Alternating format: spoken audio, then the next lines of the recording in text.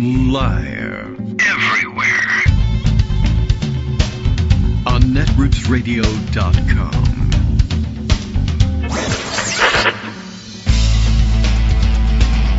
David Waldman. Kagro. In the morning. Now, here's David Waldman. Hey, good morning, everybody. How you doing? It is Wednesday, January 14th, 2026. Time for the weather report. There is still heavy ice in Minneapolis, as it turns out. Not the weather report, actually. The focus of a great deal of the show, obviously. And it has been for the last couple of days. Good point, by the way, I just saw being made, can you believe it? On social media, where a lot of good points are made. But somebody taking the time to point out, and of course I didn't put it aside, but making the point essentially that to date we have seen ICE occupations of several cities, and so far it really looks like the play is they basically bring everybody that they've got. The whole force is there, and the idea of the production of the social media stuff that they then put out as videos, hoping they'll go viral, is meant to make it look like they have enough people to do this everywhere, but they have enough people to do this in one or two cities at a time.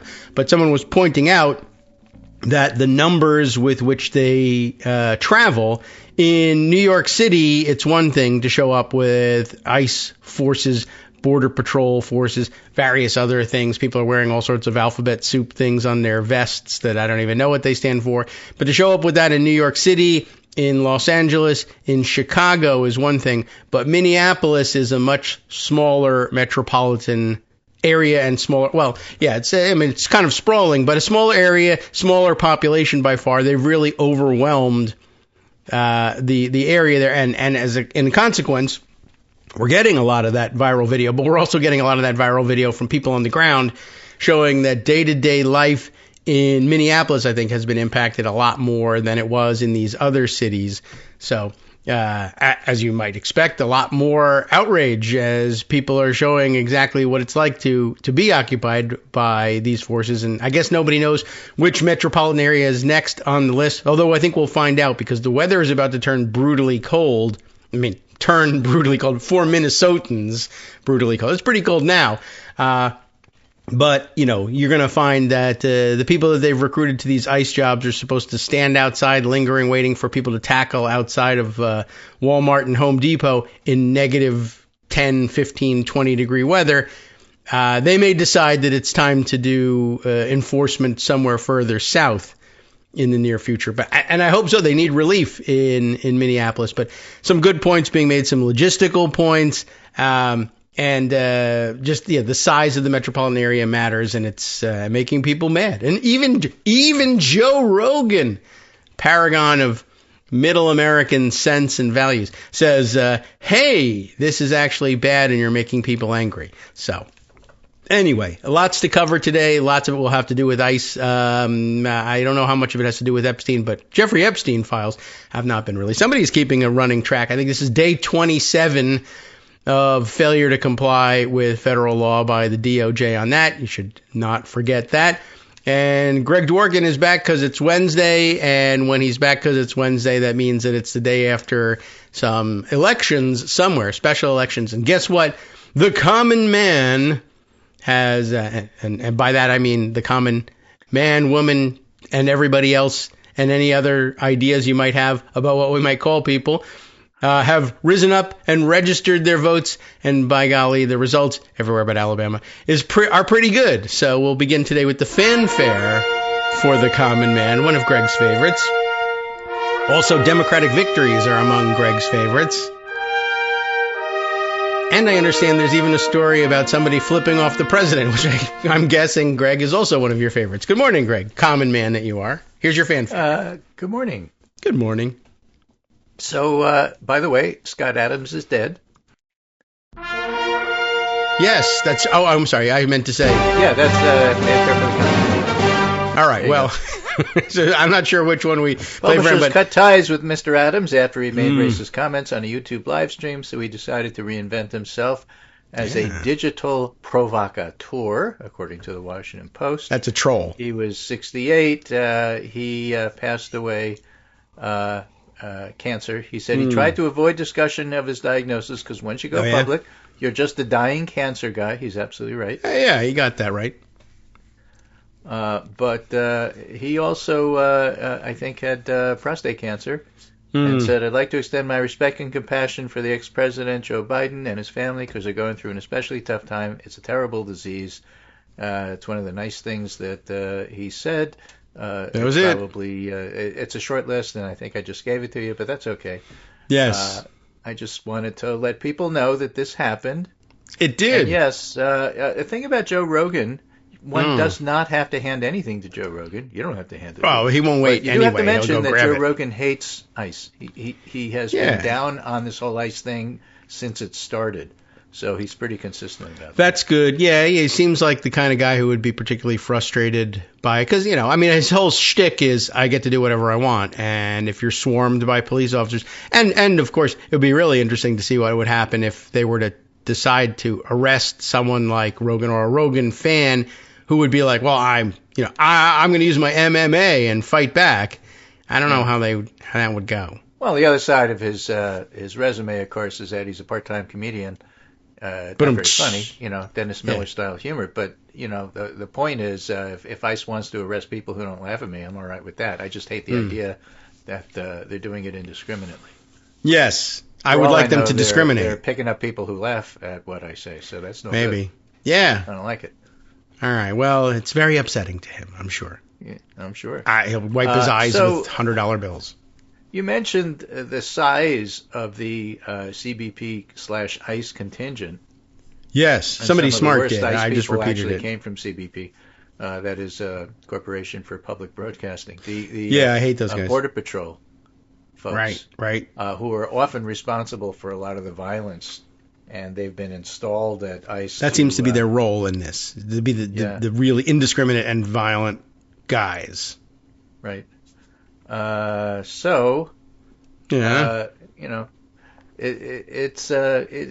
interesting times these days. That's all I can say. Yes. You mentioned the size of the contingents, and I was reminded back in the day, back in the 2006 and 7s and 8s and 9s when I was working on pandemic preparation. Probably, yeah. And we would have drills because that's the best way to prepare for these things. We'd practice. Flu pandemic, how does public health respond? How does your local public health agency in your small Connecticut town react to a large pandemic, and how do they interact with surrounding towns? For public health purposes, we're broken up into regions. And so there are often regional responses and regional drills. And I was involved as an advisor to one, and one of the things I noted to them, which they didn't like hearing, is that even when a drill was successfully conducted, it was usually because you recruited other towns to help you on the idea that you help them and they will help you and that sort of thing. What the hell with that? So we'd have a very good drill, and everybody would be very happy with it. And I say, yeah, it was great, but here's the problem. It worked because we got people from the 4 surrounding towns to come and help our little town. What happens if flu hits everywhere all at once? You can't come because you're busy. We can't come because we're busy. How would this drill work if it were only our town? I get that you want regional cooperation. That's what you get paid for. That's what the funding is. That's where you get extra funds and so on and so forth. But in real life, when it hits all at once, how does this work? And so all of a sudden you find that what you thought was sufficient personnel turns out to be nowhere close. Everybody has a plan until you get the flu. Right. In the face. But the point being that, Minnesotans are telling ICE agents from Texas, it's going to be cold next week. It's okay if you go home because your face is going to freeze off, and you don't know that. You think those masks are going to help you with cold weather? I don't think so. I hope they stay out and test by the way, theory. We're used to it. We'll be outside. How about you? That sort of thing. Right. Well, I'm excited to see how it works on them, and whether they need medical treatment for standing outside for so long, and how long it takes to get it. I want to mention a couple of things about that. Oh, all right. First of all, let's do some polling. Polling. What's a good polling song? Okay. Quinnipiac out with a poll this morning. It's all there, black and white. That's it. There you go. Crystal Statistics. Clear as day. Majority of voters think fatal shooting of Minneapolis woman by ICE agent was not justified. Well, it wasn't. Quinnipiac University National Poll finds. You're right. 57% of voters disapprove of the way ICE is enforcing immigration laws. Yes. That's interesting and sort of expected because it was wrong. You know that. But yes, though they'll have a focus group in the Times about it. That was probably the most significant part of the poll, and this is a direct quote from polling analyst Tim Malloy from Quinnipiac. Quote, more than 8 in 10 American voters say they've seen the video. Ow. Should the shooting have happened? The majority say the shot should not have been fired, while more than one-third believe the shooting was justified. If 80%, more than 80% of the public have seen the video, then Trump lies are not going to work. And that's why the poll says what the poll says. Yeah. You can't unsee what you saw with your eyes. And the first approach was, well, she's a domestic terrorist and obviously she tried to run him off. Everybody knows that's not true. So now it's a more direct, I'm going to defend it and what are you going to do about it approach of she disrespected the agents and therefore deserved to die. Yeah, and there's this feels like there's a big gap between disrespecting, which I'm not sure that she did either, and terrorism. I think there's probably room in between also there. An like you disrespected the World Trade Center. She tried to run me over and she was mean to me. Yes. With her words. It seems like they don't really have a handle on what happened. And she wasn't even mean to them with her words because they have the words. They're on tape. Right, that's true. Yeah. Now, she may have been kidding that she wasn't mad, but that's what she said. So there you have it. And by the way, his words as well. That's on the video too. Yes. Oh my God. And they're saying it all over the place as if there was a memo that you're supposed to say this. So so the mask is off, and you think ICE wears masks? The ICE mask is off. Everybody knows what's going on here. This is Stephen Miller. Sure. And it's like, I can do this because I can and I will, and there's no justification, and what are you going to do about it? And so the public looks at this and say, we're going to do a lot about this. Good. Yes, there's elections. We'll talk about that in a moment. All right. But there's another aspect to this, and I hear many people in my cohort, our cohort. Many people are saying, if I may be so bold, saying, why aren't more people out in the streets protesting? And as you pointed out with Minnesotans telling Texans how cold it is, they are out in the street. Yes. They're not. That's how they're not the lady home. got shot. She was out. Yes. She wasn't in her house. That's true. That happens too. But the people are out there. This is a piece from the New York Times about how they are out there effectively and not performatively. Okay. How ICE crackdown set off a resistance in American cities. In Minneapolis and other cities where federal agents have led immigration crackdowns, residents have formed loose networks to track and protest them. President Trump's sweeping effort to tamp down illegal immigration using masked agents who film their interactions with cell phones and often question American citizens about their legal status has set off a surge in confrontational activism fueled by both large liberal advocacy groups and hyperlocal neighborhood networks, which is to say people protecting their neighbors, and if it's in Minnesota, it might even come with excellent Somali food. Yeah. Oh, right. They're passing out samosas at the apparently the Somali. Do we say Somali or Somalian? Somalian Americans certainly samosas. The aunties, not anti but the aunties are out passing out samosas, so keeping people warm and fed. Nice. Labor and immigration rights have provided funding. Organized downtown rallies are there. Fierce opposition to ICE and Border Patrol has also sprung up through block clubs, neighborhood group chats, Facebook groups, Catholic parishes, stretching beyond the typical Democratic voter base. And again, this committees of reminds correspondence me of something we talked about when it comes to Iran, where stuff is still going on. Yes. Once you move from Kurds are protesting to everybody is protesting, the regime is in trouble. Once you move from the usual Democratic groups, which Kristi Noem and other liars in the Trump administration are trying to paint these protesters as, to regular people everywhere, you lose. Yeah. I guess once ICE moves over to Wisconsin, if the Kurds are protesting in Iran and the cheese Kurds are protesting in Wisconsin, then we have a real axis coming up. Right. Well, It's important. Are you into cheese curds in Minneapolis? I don't know. I mean, you don't want to mix the two states up. I know that for sure. Yeah, don't mistake Minnesota. But do they like the cheese? I guess I don't know. Maybe they won't admit they it. get along as well as maybe a little bit better than let's say, I don't know, Michigan and Ohio. Yeah. All right. Well, yeah. I'm telling you, I know that the two states are different. That's enough for me right now. But they're supporting you over there. I guess maybe this is the time to check out whether there's some sympathy for Minnesotans in Wisconsin. And there is. I don't know, but I tell you, one of my favorite tweets from the last week or so was, "Go Bears, screw Green Bay, ice out." It was just perfect. It was just an encapsulation of America right there. What are the three things top of mind for you? There you go. Well, I'm saying somebody runs on that, they win. Yeah. Maybe not in Green Bay, but everywhere else, yeah. Yeah. Oh, yes. Right. True. You want those "screw my constituents" line out of there. Well, I don't know. Trump does it all the time. So, as a matter of fact, he did it at a Ford factory. Right. And one of the guys who works there said, yelled at him, "You're protecting pedophiles." Mm-hmm. And Trump heard him and got really angry and he did. Gave him the finger.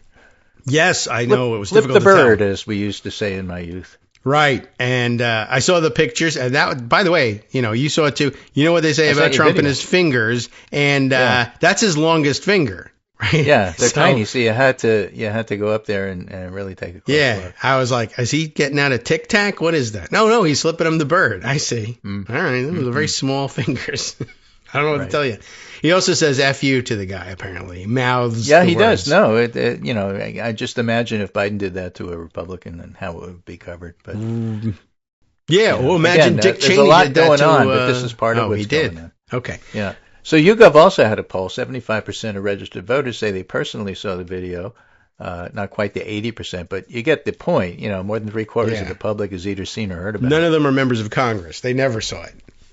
The number of people who haven't seen or heard about it is 6%, according to these polls. I was going to say, it's which would match the New Hampshire congressional, state house. That's true too. 6% of the public are, in the legislature, in some fashion. Okay, but, or around.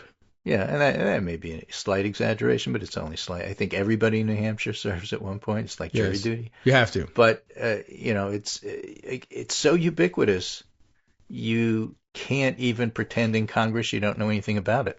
Mm-hmm. And that's their favorite play. I mean, they're forced to say, "Oh, I saw it, and I'm one of the 30% who thinks it was okay." That's their second favorite ploy. Yeah. Their favorite ploy is to take a dead iPhone, put it up to the ear, and wave the reporter off as if they're on an important call. Yeah. Someone's telling me what to say about ICE shooting people. Okay. Well, it doesn't work. So Mike Johnson is firmly in the, "Oh, no, I saw it, and it definitely showed what the president said, or he'll kill me." Version. Now, you and I had a mutual friend who was a chief of staff of Congress. Yes. At one point, and I remember spending a day with him, just visiting the area and going out to lunch with him, which he wouldn't allow me to pay for because that was the wasn't him that allowed. Congressional people had scruples. The law, but they followed the law. Right. I wasn't even allowed to buy coffee for him. But the thing that struck me is he was literally on the phone every 10 minutes. For the hours, and we spent, some hours together that day. He was on the phone every 10 minutes. Yeah, I have to take this. So the idea that congressmen are on the phone is not surprising. They really are on the phone all the time. Oh, yeah. Yes, it does happen. But this is fake being on the phone so that you don't have to talk to reporters. Right. I mean, there's like music playing out, or your call is important to us. No, I can hear that. The phone, and there's nothing.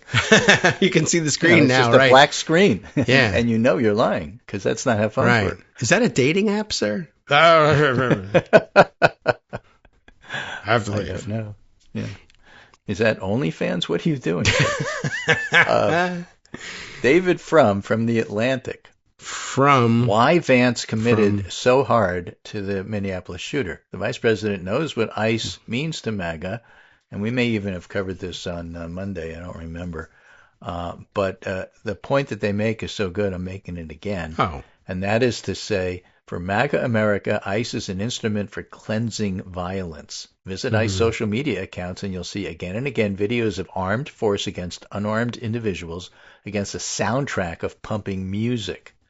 A montage of aggressive arrests in Minnesota of unarmed non-white men, many of them thrown to the ground in cuffs, set to the 1977 hit Cold as Ice, Someday You'll Pay the Price. Oh, boy. A dozen heavily armed and Wait a armed minute. agents round up a single unarmed woman in a T-shirt, Yeah. et cetera, et cetera. Rarely do these videos present a situation that couldn't be managed with a couple of plainclothes officers bearing sidearms. The point is to prove the fearsome power of the American state is being wielded by righteous MAGA hands against despised MAGA targets. And the point of his piece is that J.D. Vance knows this, is afraid of losing MAGA support, and is just making an out-and-out play for the Nazis. I have to say something. By the way, are you familiar with the song Cold as Ice? No. No. I'm too old. Okay. I mean, it is a 70s hit. I am familiar with it. And, I mean, so I was going to ask you, do you know who recorded Cold as Ice? I see why they're doing it. Cold as Ice. Haha, very funny.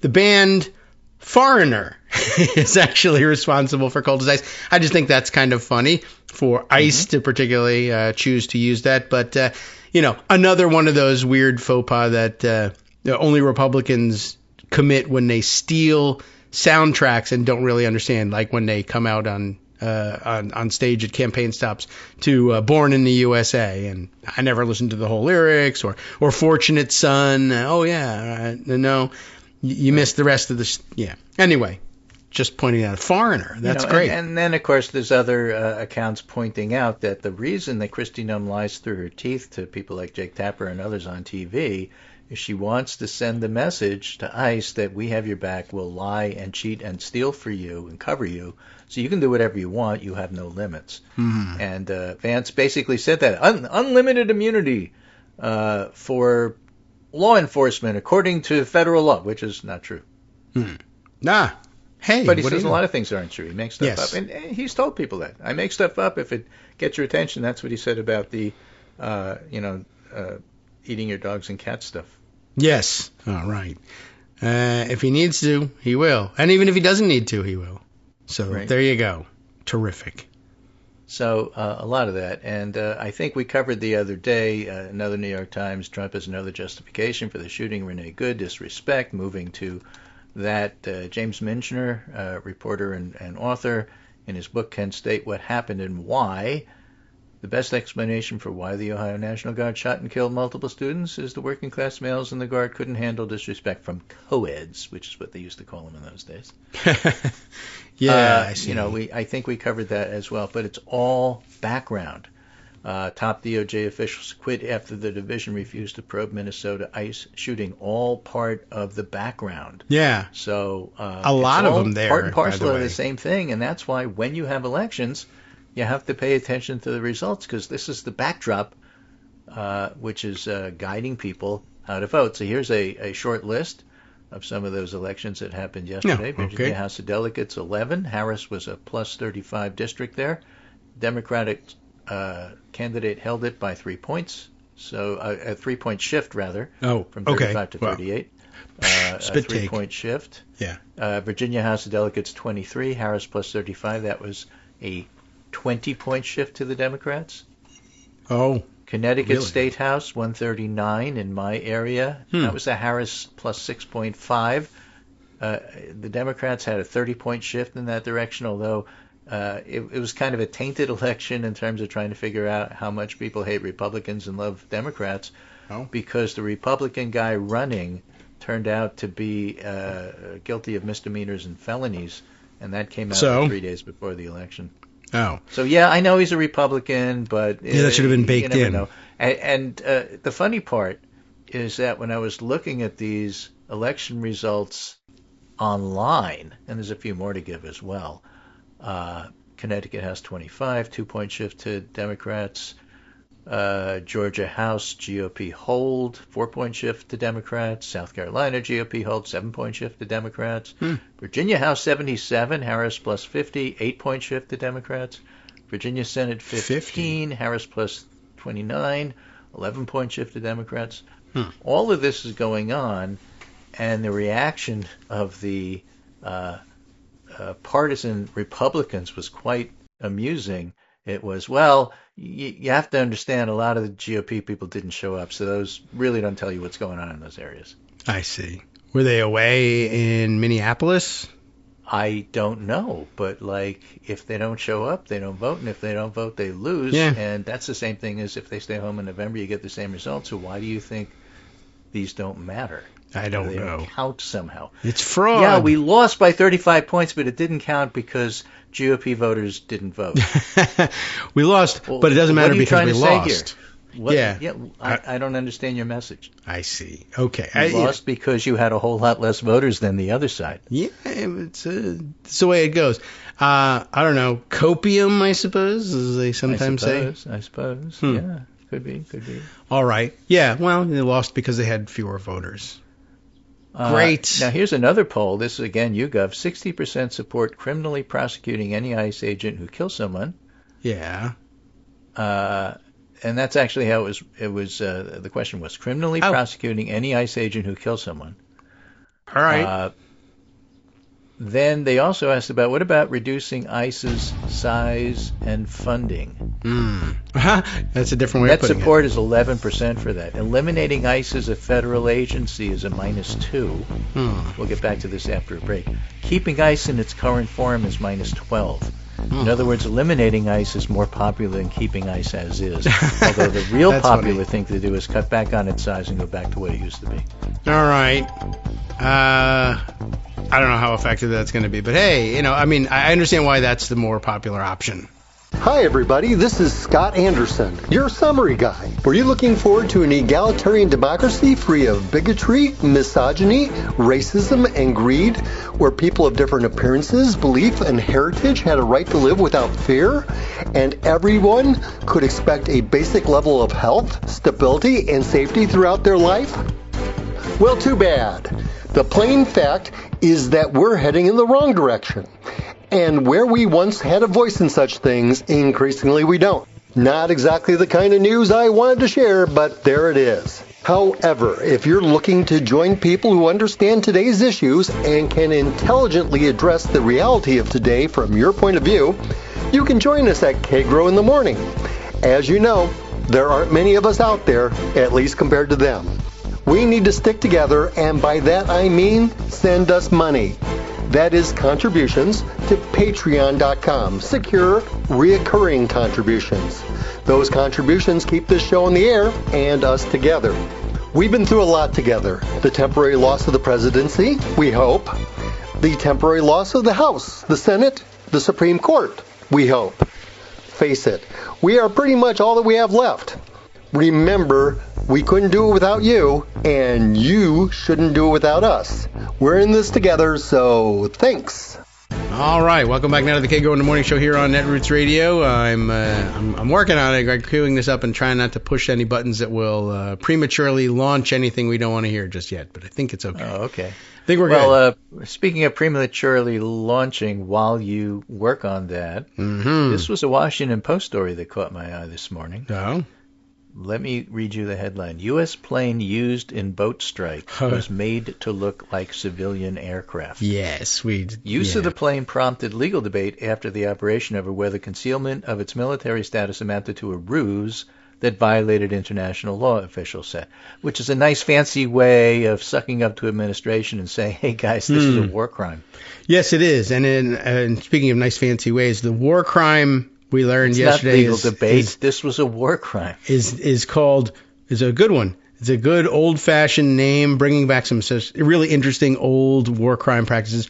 Perfidy. This is perfidy. Yeah. That's perfidious what they're doing. Yes. I've used the word and never understood what it meant. Right. We didn't know the real root of it. But yeah, that's kind of ruse. I know it was bad, but what's the deal here? Yeah. So now we know. Perfidious. It is perfidious to get enemy combatants to lower their guard by falsely portraying yourself as a non-threat or civilian entity, and then, poof, surprise, raise the Jolly Roger and kill them all when they let you in close.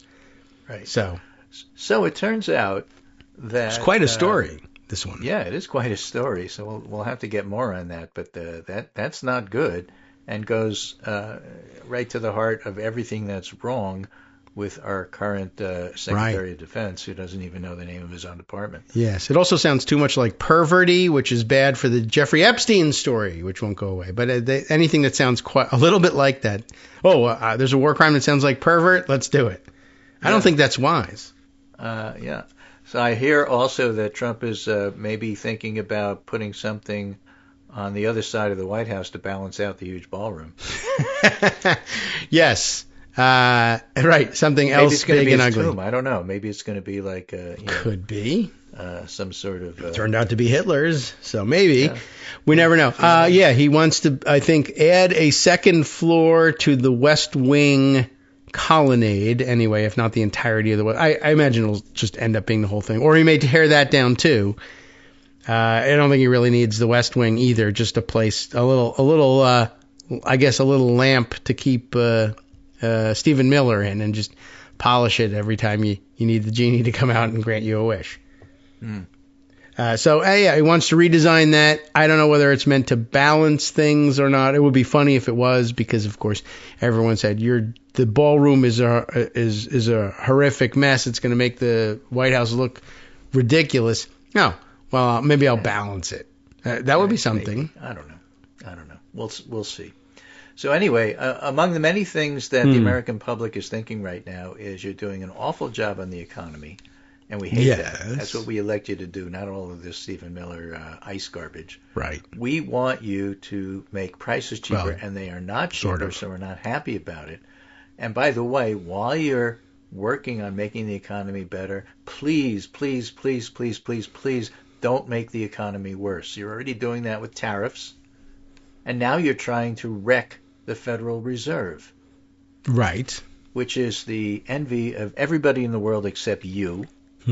And it's a bad thing, and the people starting to say it's a bad thing are Republican senators and Republican members of the House and the public, and big business, people with and donors some money. to the Republican Party, and everybody's unhappy about it.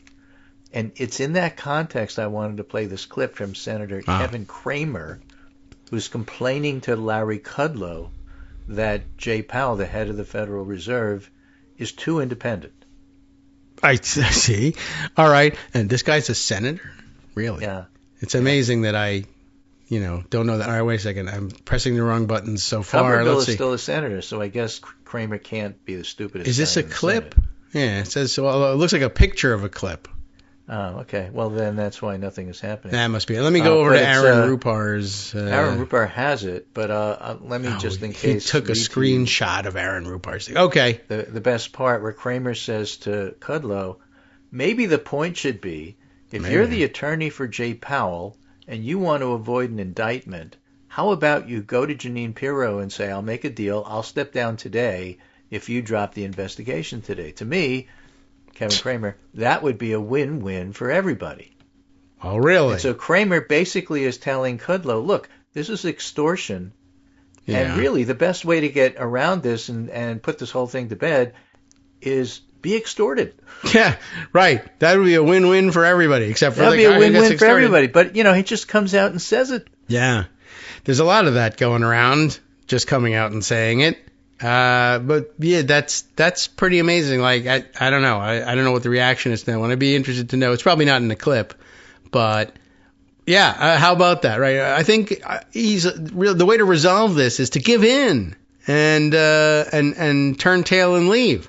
And he has no problem saying this. Yeah. It's on Fox Business with Larry Kudlow, and he has no problem saying this to the camera. I guess not.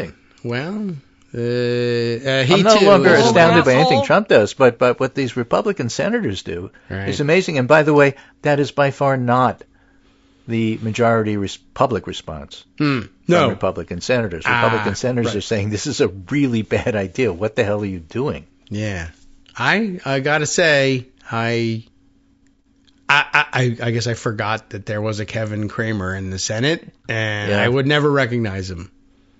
Well, I'll remind But you he is about a bold something that asshole. you may not have been paying attention to, or you did, Okay. and then you just stopped paying attention to because Who cares? Right.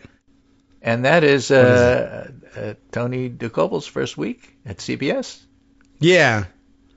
I keep seeing people discussing things that they have in the works for him and the things that he's doing. He talked to Trump. That was one of the other things that when I said they just come out and say it. I guess Trump spoke to him and said something like, "You wouldn't even have your job if it wasn't for me." Like and DeCoble said something like, You're "Yeah, I right. would," and Trump said, "Yeah, not at the salary you're getting." No, I didn't even realize that part. That's funny. Yeah, I mean, wow. Like he just comes out and says it. So You're this a is plant. a piece from Daily Beast. Yeah. New MAGA-coded CBS anchor suffers ratings bloodbath. Tony DeCoble's nightmare start to his new job is becoming clear. He lost as much as a fifth of the most important part of his audience between his first show on Monday and Thursday. Right? I guess people are tuning in and going, yesterday what the hell is he this? said was he's going to interview Trump after using a bogus Trump claim as fact on air on his second week on the job. Oh. Ratings for the program No surprise. steadily declined as the week went on. On Tuesday, 4.3 million turned in, 4.1 on Wednesday, 3.9 on Thursday. That's 11.4% loss over the week. But more importantly, ratings in the key 25 to 54 demographic. Now, I watch evening news. Yeah. And I don't understand why they think the key demographic is 25 to 54. I happen to be in the over 65 demographic. I know the news is aimed at me because every 15 seconds there's an ad for another drug. Right. Yes. Drug dealers. That's the only thing. Those are the only commercials. Right. It's all disclaimer The drug talk. ads. This is the whole thing. We're gonna take a 3-minute break for disclaimers. Yeah. Right. Actually, this drug will kill you. Please do not take if it will kill you. Disclosures. And reminds me to tee up another Outer Worlds 2 jingle for you because it's really wonderful. Okay.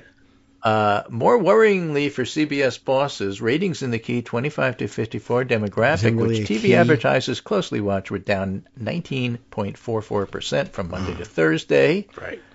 CBS News did not return the Daily Beast request for comment. Now I understand they have something in the works that I might watch, and I'm still not sure whether this is a joke or not. But have you seen this Whiskey Friday thing? No. I don't know if it's real. It sounds like the idea is, I guess maybe they got a sponsorship offer from like Jack Daniels, but they're going to like do the show in like a faux bar setting, like come and hang out with us Friday night after work for happy hour news or something. Which if the guy was like drunk off his ass and doing the news, that might be something to watch. But I still am not.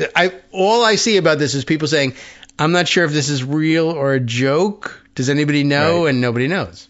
Right. So this is a video that I'm sending you. Okay.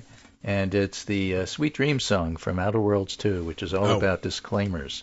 Okay, let me get to the... Remember, the conceit here is that these are corporate entities that basically run the galaxy and compete for your dollar, your bits. Okay. And here we go. It's swinging. This is how it's properly done. Sleep tight with sweet dreams. You're gonna be unconscious via any means. You wanna be so sleepy, just grab a pill, it's easy. But we probably ought to tell you there's a side element or two. Oh no. Apoplexy, whooping fits, childhood gout, adult rickets, dysentery, swings of mood, swing at bloody least. Flux, Yeah. Oh boy. It's a great swing. decrepitude, night terrors, Okay. mania. You get the idea. I do. I get. It doesn't seem fast. So we have this enough. little pill, Yeah. and it does this little thing. But by the way, here's 35 minutes worth of disclaimer. So. Right. Although they usually have to fit it in 15 seconds on TV, which is half the Well, entertainment they value. speed up the. I like the ones that say, "Do not take this if you will die from it." Oh, thank you. Right. That's right. Right. Do not take if you are allergic to it. How do I know if I'm allergic to it? It's brand new. Now, the other interesting thing about the story about the decline of CBS News Yeah, they suck. is that NBC News was happy to tell the reporter who's putting this piece together, we didn't lose any viewership. So Like it's not. nobody left us to go watch CBS. Oh, that's almost certainly true. CBS pulled in some people who don't normally watch the news. They didn't like it, and they're not watching anymore. And the people who usually watch CBS News who used to like it, well, they're probably the people who used to like 60 Minutes. They're not watching either. Yeah. So the culprit's in trouble, and Barry Weiss is incompetent. And the funny thing, again, is that when you have these non-entity, incompetent, non-qualified, mediocre people in these jobs, they don't even understand that they're doing a bad job. Yeah. They don't know this. This is sort of... Which highlights how Dunning-Kruger? difficult actually doing a good job with this stuff really is. And then you fire all the people who were doing the good job, and then you're left with the Department of Justice. Yeah, I mean, they doged CBS, I guess, right? They're just like, we can just replace our... Who cares? It's boring as it is anyway. For the money. We can all they do did it because of ideological reasons. Yeah, but again, they figured, well, anybody could do this job. We can press these buttons, except now turns out there was a real art and skill to it. And I think people are finding that all over the place with AI agents for everything. I think somebody I saw complaining about now the new streaming services are winning contracts to do. They show NFL games, and people was pointing out like, yeah, the camera work on these things. I guess there really was just an art to it that the very experienced crews at the old school networks. Yeah, the big boys used to know how to do it, and these guys just don't quite have it done. Right, Sunday night football on Netflix or whatever the hell they're doing these days, and like, you got to show the ball, guys. What's going on here? What's happening? What is this flying camera thing? I can't figure out where we are. So speaking of, there's an art to it that you don't appreciate until it's not there anymore. Yes. Let's talk about Chuck Schumer. All right. I know that guy. I am not a big fan of Chuck Schumer, as listeners know, but I also have to point out Chuck Schumer never gets any credit for anything, even when sometimes he actually deserves credit. Okay, that's probably true. Because people hate the way that his management of the Senate ends when Republicans have more votes than he does. Yeah, you're not going to be getting a lot of wins. You're never going to be happy because they have more votes than you do. Yeah, that does suck. And it sucks. And so whenever it comes to the end of the end game, you lose. Yeah. Everybody hates that about Chuck Schumer, but it's really not his fault per se. What they fault him for is raising expectations because he's inartful about his media management, and then it just feels even worse when you actually wind up losing, which was always going to happen. Okay. We'll never give in. Okay, we're going to give in tomorrow at 2 o'clock. That kind of thing. So this is Semaphore. Exclusive, Schumer lauds recruits as Democrats see Senate within reach. We have this talk all the time. You're an ex-congressional aide back in the day, and you know something about how Congress works. In fact, you're something of an expert on it. And we talk a lot about, like, what Chuck Schumer's job actually is. And yes, of course, probably first thing on everybody's list is be a lightning rod, but it's more than that. All right. Right. Yeah, that's big on the list, though. Like, you don't get away without having that happen. No, top of the list. But in addition, he's got to raise money for people, which is, as you've pointed out, one of the ways he gets elected as Senate Majority Leader. You got to know something about how Congress works and something about procedures so that you know when and how to interrupt and throw a monkey wrench in just at the right time. Right. I object. And you also have to recruit people to run for Senate. Hopefully who are beholden to you and will elect you Majority Leader, but still. Yes. You have to recruit people. That's part of your job. Yes, now, absolutely. Mary Peltola saying, yes, she'll run for Senate, and actually in the latest poll leads Dan Sullivan by 2 points. Right. Which means it's competitive. Doesn't mean she wins. But she is pro-fish, and so she's got that. Right. Those were but fish. Recruiting candidates like Mary Peltola means, hey, if you can get Sherrod Brown to run for Senate in Ohio, and if you can get Mary Peltola to run for Senate in Alaska, not the other way around, then you actually have a chance. And that's what his job is to set it up so that you have a fighting chance. Yeah. So here's how this piece goes. Chuck Schumer has faced questions for months about his leadership of the Senate Democratic Caucus. He's 4 answers now, and his 4 top-tier recruits: Mary Peltola, Janet Mills, we'll get to that, Sherrod Brown, and Roy Cooper. Now, 3 out of 4 of those are superstars. Okay. Peltola is incredibly popular across the red state of Alaska. And Sherrod Brown has always been popular in the red state of Ohio. Doesn't mean they win. Same with Roy Cooper in North Carolina. Janet Mills has been popular in Maine, and in the end, she may be the most popular candidate, including Susan Collins. But at the same time, she may or may not be the nominee. That remains to be seen. Graham Plattner is putting up a pretty good race, and some polls have him ahead. We'll see. Mm-hmm. But the answer to these critics, said Schumer, is to win. If we win back the Senate, that'll answer every question. And, he's sort of right. Yeah. People will remember if he won the Senate. They're not going to remember what day the shutdown ended. They may or may not remember how it ended. Probably they're going to be annoyed by it, but we don't remember exactly why we were annoyed. But absolutely, if we win back the Senate, people will remember Chuck Schumer for that. Yeah. Do we need them to remember what day the shutdown ended? No, I don't think so. Why is that a thing? And he'll argue you don't need to remember the rest either. This is like, let's look forward. And, yeah. The windshield's bigger than the rear view, so let's just, put it in D and drive. There's no guarantee a year ago that Schumer would be able to land candidates to even make a Senate majority mathematically possible. Schumer said he directly appealed to each of his recruits by playing on the potential regrets if they sit it out. You could relax, and it motivated them. And Peltola, he says, was the last piece of the puzzle.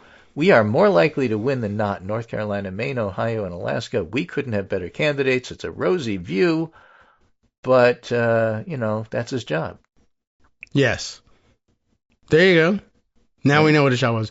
Well, yeah, I don't know. Recruiting for Senate is actually, in some ways it seems like less difficult, I think, than recruiting for the House, and I guess part of that is far fewer things you have to recruit for one thing. It used and to a be smaller a prestigious universe position. Yes, that's true, and nobody really wants to anymore. be there anymore. But They're you all can leaving to run for governor. That could be, yeah. I guess you got to look for people who've already been governor, Roy Cooper, or Janet Mills, or people who, I don't know, maybe they think it's a stepping stone to becoming governor, like maybe Mary Peltola, but I don't know. Maybe she doesn't have designs on it. Not sure. Sherrod Brown, I don't think so, but maybe. I don't know. I think he wants to finish up in the Senate. Anyway, you have far fewer people to recruit none for, of these so guys that's were nice. like sure things. No. So the article makes it if Mary that, Peltola was a Schumer sure thing, convinced she wouldn't be a former congresswoman. I mean, there's only one seat there. That's a statewide seat. She could have run for governor and easily won, is the point. Okay. Instead, she decided to run for Senate, which is not a done deal. She's only leading in the polls by a point or two, and it'll be a close race. It's the same electorate. By a point or two. Same electorate. Anyway, good. I'm glad that there are lots of good candidates, and we won't bother talking about Maine because we'll let Mainers figure out who's going to be there. Let's talk about Maine a little. Oh, no. All right. Martin Heinrich, Democrat. Heinrich, is that how we pronounce it? I don't know. Maybe. You might prefer the that. European pronunciation. Right. But Democrat New Mexico it's pronounced Hitler, acknowledged that Mary Peltola is an incredible recruit. Alaska will be in play. But Heinrich, who backs Mills' rival, Graham Plattner in Maine, and also backs Peggy Flanagan over Angie Craig in Minnesota, says there are other places where it'd be more appropriate for the DSCC not to be involved. Now, the sort of formula for what's been successful in the past may not apply right now. Politics is about whose side you're on. He's clearly talking about Maine. And we need to make it very fucking clear that we're on the side of average working Americans. And so is Donald Trump doing so at Ford factories everywhere. Still, Schumer's recruiting tactics cleared the field in several states. Democrats would not be able to mount much of a campaign in Ohio and Alaska without Brown and Peltola. Cooper was strong enough to get would-be challengers to step aside. Yeah. So, that's all of interest. Okay. Well, yeah. All right, well, we have to keep an eye on things in Maine, and now we can let them settle it. And Maine, call us when you figure it out. I do not want to follow this one.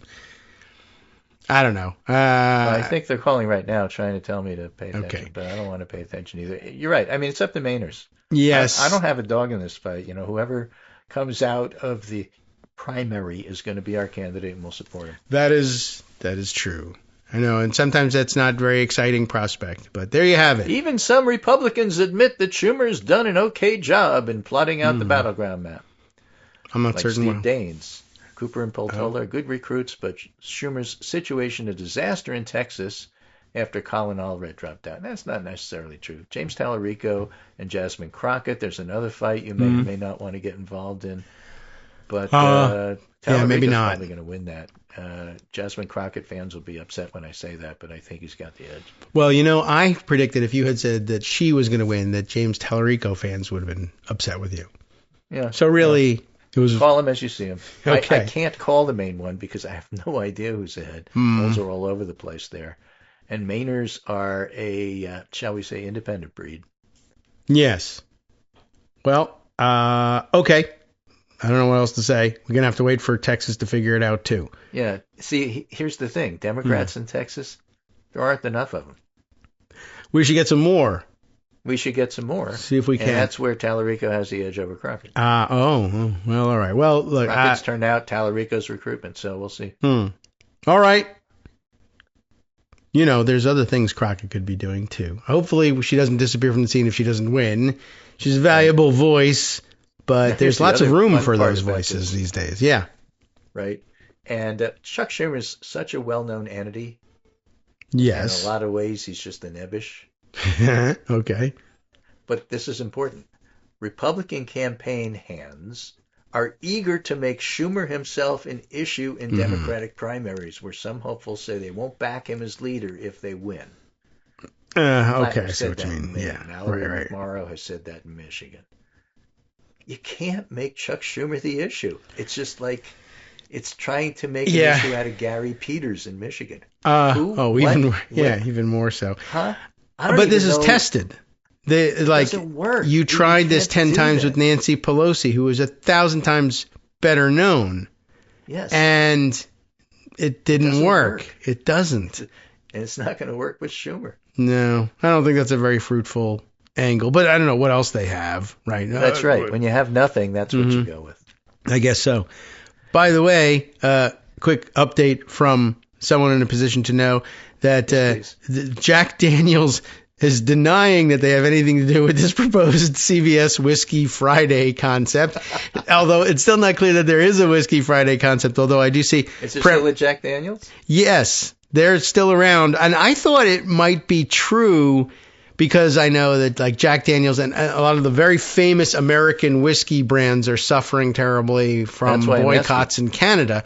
Right, so that might be why they were doing this advertising. But they say they have nothing to do with it, which is amazing.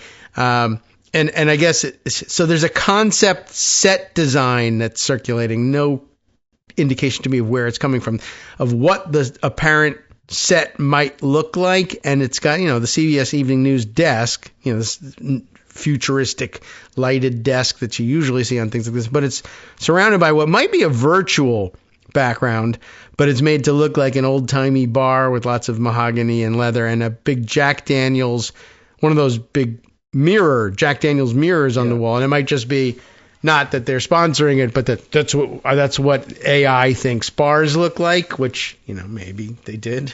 Maybe. So you know what a Cooper is, right? Guy who makes barrels. Oh, yeah, right.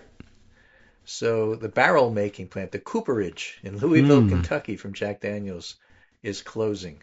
Wow. 12% of its global workforce, around 640 jobs, and they're going to get barrels made elsewhere to cut costs. Also declining spirit sales. All right. Jim Beam is cutting back, so there's a lot of distilleries closing. So I don't know about Whiskey Friday, but that's why I thought it might be a thing. A lot of drinky drink companies are kind of in trouble here. Yeah, their major market hates them because the president keeps threatening to invade them. I mean, maybe that'll be the thing. We're going to invade them and we're going to force them to drink this stuff. That could be possible.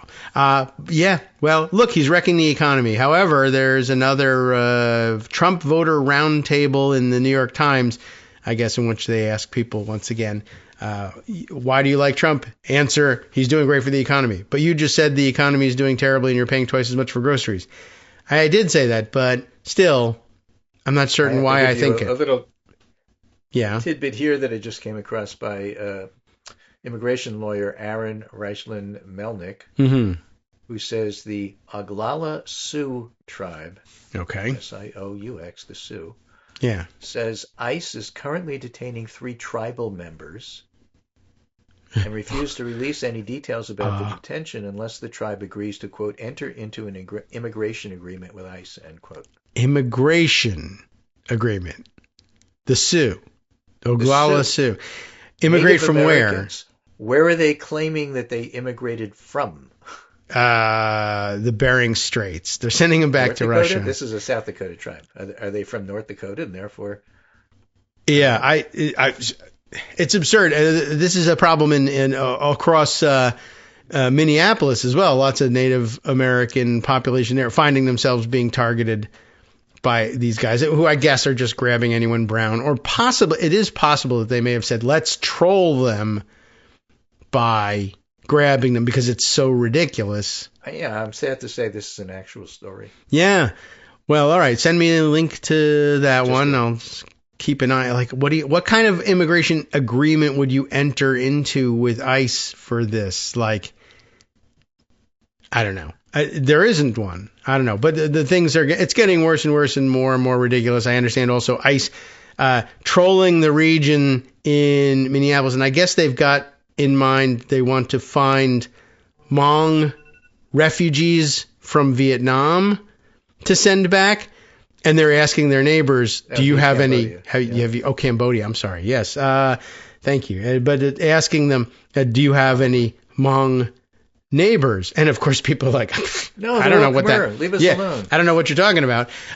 Even if they do know what they're talking about, they're saying, I don't know what you're talking about. But then they're like, well, Asians. You got any Asians? Like, this is like immigration go fish. Go fish. Yes, no, exactly. Right. Mary Peltola, help us out here. They're telling us to go fish. So it's insane. They're just basically riding around saying, you seen any foreigners?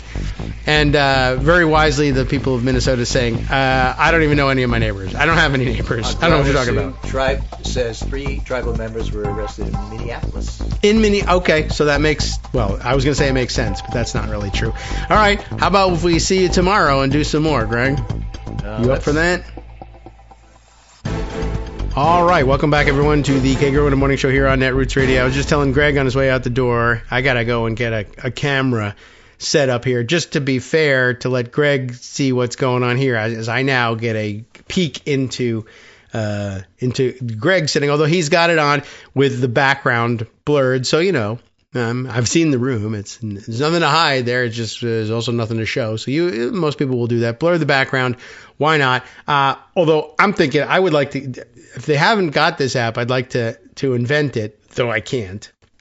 So I guess it's not happening. But what I need is an app that will blur the foreground. I say if my face is blurred, I'll let you see what's going on behind me. I don't care if you can see into my kitchen. I mean, I do. I'd rather you didn't, but blur the foreground. That's the real problem. Anyway, by the way, when I said someone in a position to know has told me that Jack Daniels' parent company has nothing to do with the CBS Whiskey Friday concept, I thought I should tell you who the person is. It's Dave Infante, who I happen to be following on Blue Sky because it's fun and interesting and quality content, and maybe you'll want to do the same. And Dave Infante is, I guess, has got what a lot of people would consider the dream job, I suppose. I think he created it for himself. Reporter covering the beer industry, drinking in America, and East End Richmond as well. So, I guess people might quibble with the, whether or not they wanted to settle in Richmond versus anywhere else in the country. I don't see why, but, perfectly good place to be. Certainly any place is a good place to be a reporter covering the beer industry and drinking in America.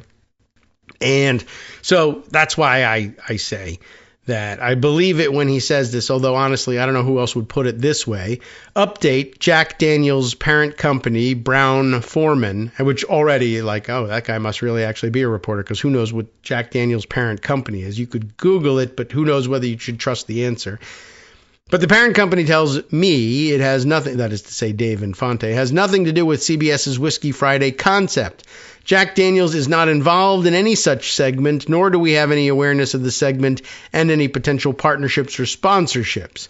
which then leads me to believe that the mock-up of the set, which is in a Blue Sky post quoted by Dave here, and it comes from Prem Thakur, who was the reporter who brought us the clips of the singing of the very interesting and very haunting song by Samantha Rise, coordinated at least by Samantha Rise in Philadelphia at the protests over the weekend. He, I think, was most notable among the people circulating that video on Blue Sky. Anyway, Prem said yesterday, an update on the story about this alleged Whiskey Friday thing. Here is what the new apparent CBS News segment, Whiskey Fridays with Tony, what's the guy's name? DeCopel? I think that's it, right? Here's what the set may look like. And I'm guessing this is like an AI mock-up of it, but I don't know. Then they may have used AI to mock it up and then say, go build this thing, or let's green screen it and put it up this way, in which case the AI mock-up should be just fine and it would really come across like this. And it's kind of dopey looking, but I'll include it I'll include Dave Infante's post about it, contains all of it. Anyway, so you take a look at this thing. What's interesting, though, is in the mock-up here, and it really does look like it's probably more green screen than anything else. There's sort of a leather couch off to the side here in case they interview J.D. Vance, I guess. And it looks very two-dimensional. And anyway, so it's an old school type bar room, mahogany bar paneling, as I said, leather couch, one of those, I forget what the name of the style is there, but old school thing with the punched in recessed buttons. There's a name for that. Anyway, and some sort of, I don't know what the name is. I don't know what the type of green walls, some pictures on the wall, mahogany bar, shelves of liquors behind, and then a thing that says Whiskey Fridays with Tony DeCopel on it behind the bar. Off to the left-hand side, or I guess stage right, but anyway. I actually now I forget whether stage right is actually the viewer's left or what. I can't remember how that works. Anyway, on the left-hand side of the picture, on the wall, a Jack Daniels motifed graphic of some kind, which is evocative of the old school mirrors, which I don't know whether they really used to display those in bars or not. I think that's just sort of generally speaking out of style these days. And the only time I ever saw those mirrors was when they were available as prizes from carnivals. So it was either, should I get the Jack Daniels one or the Led Zeppelin one? I'm not really sure. I never did mind. Doesn't matter because I didn't win the game. But this one not only has the Jack Daniels typeface and logo on it, but it says, according to the AI mock-up anyway, above it, sponsored by Jack Daniels. And maybe that was something they thought they could do. Barry Weiss might have thought, if we do this thing, we can get a whiskey sponsorship, and maybe we'll pitch it to Jack Daniels. But apparently, if it has been pitched at all, if it's real at all, if it's been pitched at all, Jack Daniels is either embarrassed but actually sponsoring it, embarrassed and not actually sponsoring it, embarrassed, not actually sponsoring it, and thinking about sending a cease and desist letter to CBS, or somewhere in the middle. But I don't know. Is that important news? I don't know. Maybe it is, maybe it isn't. But actually, the up at the top of Dave's thread about it, there's more. This is indistinguishable from a half-assed digital media pitch from the pivot to video era that would have been rejected by Thrillist's senior video producer for being pointless and corny. In describing, yes, Prem Thakur's original report that CBS News seems to be preparing to adopt a new segment called Whiskey Fridays with Tony DeCopel. Some staff were only made aware of it as they encountered CBS testing out set designs of a faux stocked bar in the newsroom featuring a large sponsor banner for Jack Daniels. So let's see. What else we got? Right. So then there was, he decided, all right, I'll reach out to the parent company and find out. And they were like, yeah, no, we're not into that. We're not doing that unless they're lying or drunk. So, holding out that possibility for you. By the way, one of the unique challenges of covering beer and drinking in America is the possibility that all your sources are drunk 24/7. So you got to look out for that one. If it matters to you, I'm not sure, because there's also, of course, the possibility that you are drunk 24/7, or you would like to be, given that you know that all your sources are going to be drunk.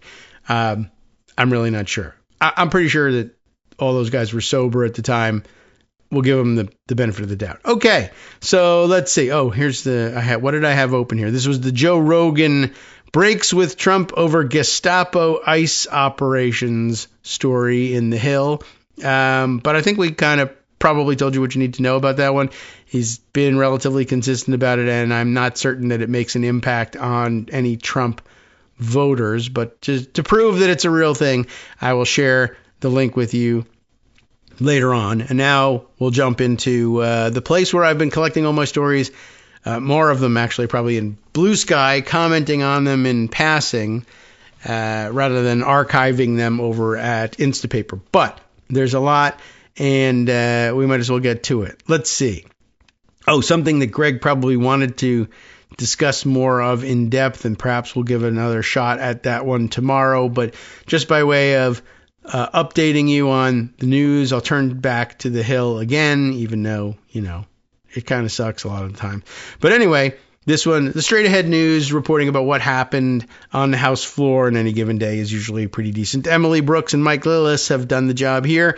Republican centrists and populists combine to kill series of GOP labor bills. The latest development in the ongoing story of Republicans don't really have a working majority in the House. This time, Republican centrists and populists in the House on Tuesday blocked a series of GOP labor bills on the chamber floor, marking the latest blow to Speaker Mike Johnson and his leadership team, who were increasingly losing their grip on the rest of Republican conference. The House was poised to vote Tuesday evening on 3 Republican bills designed to ease regulations on businesses, partisan bills that were nonetheless expected to pass given the GOP's long-standing appetite for deregulation. The first of those bills, sponsored by Representative Ashley Hinson of Iowa, Republican of Iowa, would have changed the way work hours are calculated by excluding certain voluntary training sessions. It hit a roadblock when 6 Republicans joined every voting Democrat in opposition, a number sufficient to sink the legislation given the Republicans' razor-thin House majority. Representatives Rob Bresnahan of Pennsylvania, Brian Fitzpatrick of Pennsylvania, Nick LaLauda of New York, Riley Moore of West Virginia, Chris Smith of New Jersey, who I can't believe is still there, but he is, and Jeff Van Drew of New Jersey voted against the Hinson bill, with Republican leaders failing to convince the members to flip after holding the vote open on the House floor for more than 45 minutes. I mean, they've done that before, and it's not the longest by any stretch. But remember, these things are supposed to be at most 15-minute votes. So holding it open and just basically refusing to accept the results until you could try to manipulate the results by convincing people to switch. It's actually something that they consider a legitimate tactic in the House and the Senate, of course. The failure of the bill prompted GOP leaders to scrap their plans to vote Tuesday evening on 2 other labor-related bills. The first, sponsored by Representative Mark Messmer of Indiana, would alter the way overtime pay is calculated by excluding consideration of the value of employer-sponsored coverage of child care or elder care.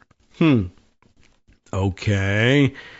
That doesn't sound too good. The second, sponsored by Representative Steve Womack, also a Republican, of course. If it's coming to the floor, it's sponsored by the Republicans. He's from Arkansas, and that one would modify and expand the definition of a tipped employee.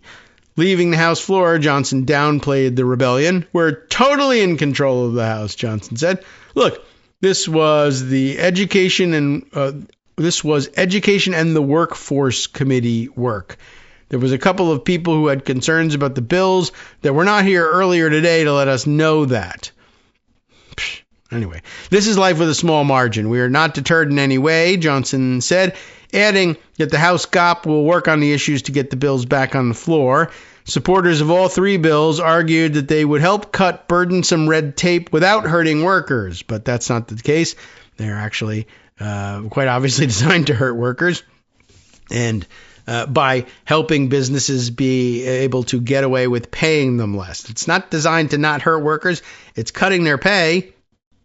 But that doesn't hurt.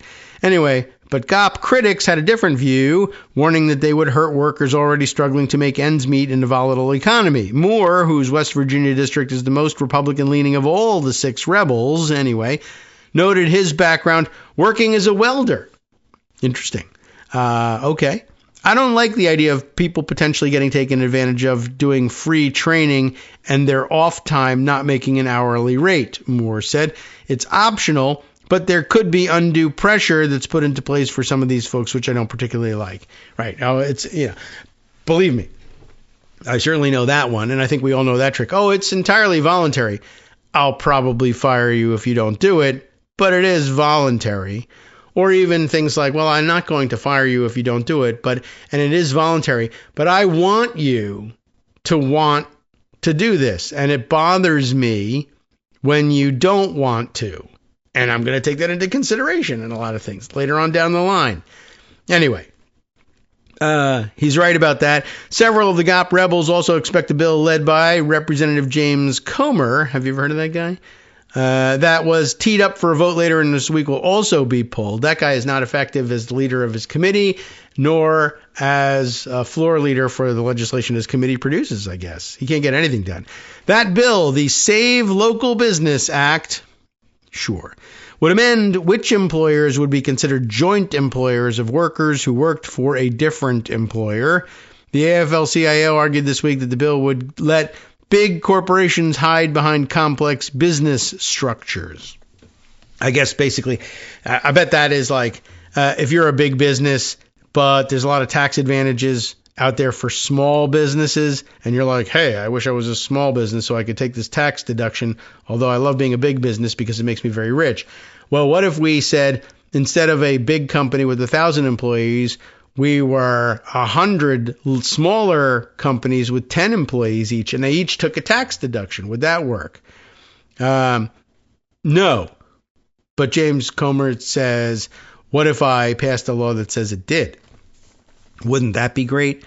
Moore said he would like to see an alternative bill from Representative Kevin Hern, also a Republican, from Oklahoma, come to the floor. The American Franchise Act in place of the Comer bill as a way to address concerns with joint employers. Tuesday's dramatic floor scene was just the latest setback for Johnson and the GOP leaders as they scrambled to unite their conference in a midterm election year with control of the House up for grabs, although that's the case every time there are midterm elections, or term elections for that matter. Already, a number of centrist Republicans have bucked leadership by endorsing a series of discharge petitions forcing votes on bills related to Obamacare, Jeffrey Epstein, also Jeffrey Epstein and Jeffrey Epstein, and union rights for federal workers and Jeffrey Epstein. The move by some of these moderates to block Tuesday's labor proposals is an indication that GOP leaders will also have a hard time passing even partisan messaging bills, which means they really suck. So, very interesting development. By the way, also an interesting development. I saw Ringwis, I think, sharing a C-SPAN video of the procedural work on the vote for the one bill that they tried to pass and failed to pass. And it was very interesting for a number of reasons. First of all, I don't know whether Ringwis is familiar with the background of the person in the chair as Speaker pro tem, although I don't know whether they were at this stage in the committee of the whole House on the State of the Union or as voting as the House. I guess it would have been still in committee at this point. So he would be chairman of the committee of the whole. Anyway, it was Scott Desjardins who, despite it all, is still in Congress, which I guess doesn't bode well for among Republicans making people care about the various evil acts of Jeffrey Epstein and his cohort, because after all, Scott DeJarle will be voting on it. And isn't he a bit of a weirdo perv himself? Sure, of course he is. I think we all remember his story, although in the interest of justice, because it's not in front of me, I won't recount them without notes. We'll say about that. Anyway, that wasn't the interesting part of it to Ringwis. Ringwis may have no idea who Scott DeJarle is, but what was interesting to us procedure nerds was, okay, so they bring up this bill, and they have the debate, and they start the voting on it, and they have a voice vote on it, which is almost always what they do anyway. And almost always people then say, I want a recorded vote on this thing for various reasons, not because they're unsure about the outcome necessarily, but it's legislation. It's a prestigious thing for somebody. They want to be able to say there was a vote of XYZ, or they want to put the Democrats on record in opposition to this, whatever it is. So they're getting ready to pass this thing. They hold a voice vote. The voice vote is held, and DeJarle from the chair says, all those in favor will indicate by saying aye, those opposed no. Although if they're in, I forget which one they do. It's yays and nays if they're in committee, and ayes and noes if it's the House. I don't know, or maybe I have it in reverse. Doesn't matter. They ask for the yes and no votes by voice vote. They come through, and as is usually the case, the chair will then say the ayes have it and the bill is agreed to. And then somebody will say, actually, Mr. Chairman, I ask for the yeas and nays on that. Oh, the yeas and nays are requested. All those in favor of taking the vote by recorded device will rise and remain standing and be counted by the chair. They have to see that a certain number, certain threshold, or an agreement, one person can't insist on a recorded vote. There has to be, I don't know, I forget what it is, 10% of the House, something like that. And usually easy to get. And then they say, yeah, sure, okay. And then we'll take this vote by recorded device. This will be and they announce it 15 minutes. Sometimes if they're stacking the votes, a 5-minute vote. Gavel it out, and then everybody starts voting. You're familiar with what that looks like on the screen at C-SPAN. So, anyway, they went ahead and did this thing, and ayes and nays, yays and nays, and the yays or the ayes have it. The bill's agreed to, and I don't know whether the microphone isn't working or whatever, but whoever the Republican floor manager for the bill is trying to get recognized to say he wants a recorded vote. But the chair can't hear anything, so he continues on as though no one's asking for a recorded vote, which is, weird and interesting, but whatever. Anyway, they eventually correct it. They finally get the microphone on, and he says, for what purpose does the gentleman from whatever rise seek recognition? I want to ask for the yeas and nays. No problem. DeJarle is talking to another Republican. If it had been a Democrat, they might have said, well, it's too late. I announced the result of the vote already. You needed to make your objection more timely than that. But because it's a Republican, he says, okay, sure, fine, no problem. We'll have a recorded vote. Now, mind you, on voice vote, the chair had announced that the bill had passed. But as, reflexively, the manager wants a recorded vote. He asks for the yeas and nays. They hold the recorded vote, and they lose. So the bill manager snatches defeat from the jaws of victory, and then that derails the whole rest of the day's legislative agenda. We're reading this whole article about how much trouble they're having and how many bills they had to pull from consideration because the first one lost. They could have just let it sit. And I don't know, it's not clear from the video because nobody's microphones are working, whether or not there were any Democrats asking for a recorded vote. Ordinarily, they don't bother because they're pretty sure, it's a partisan messaging bill. And as close as the margins are, they might, they'll pull it out in the end. It'll be a big waste of time. But so what? Waste time. Go ahead. What's it, 15 minutes? Even if they do it on time. Even if they let it linger for half an hour, as they frequently do, without trying to change anybody's minds. Like we just noted, they held the vote open for 45 minutes yesterday trying to change minds. Sometimes they're not trying to do anything. They're just waiting for people that they know are absent to show up as a courtesy. And they let 15-minute votes go on for half an hour all the time for no particular reason. But I guess let that be a lesson in case it is the fact that there were no Democrats on their feet seeking a recorded vote. make sure that you always are on your feet seeking a recorded vote, especially if it hands an easy victory to the Republicans otherwise. With that kind of margin, even if they don't give any indication that there's a rebellion going on, make these guys produce their majority. It is a very, very, very slim margin, and you might just hit the jackpot one day and end up defeating a bill because they can't come up with any other Republican bodies to show up and assert their majority. So don't let anything go untested at this point. And as I said, if you worry that it's a big waste of time, so what? The more time of a Republican majority chamber you waste at this point, the better. So just a little advice to people who are not listening to this show. But in case you are having lunch with one of them at some point, you can remind them of that. All right. How about over to the courts where other weird things are happening? Greg mentioned in passing that there have been some additional resignations from the U.S. Attorney's Office in the Minneapolis area over the controversy with the ICE occupation, the shooting of Renee Good.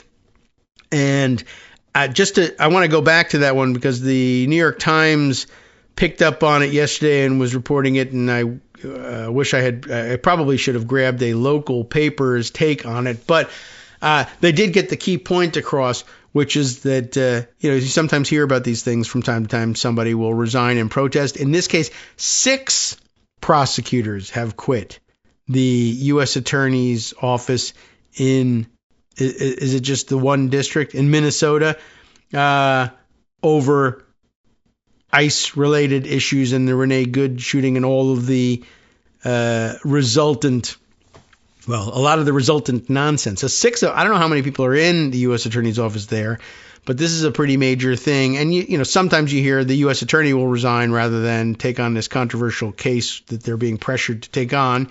This happens frequently in the Trump administration.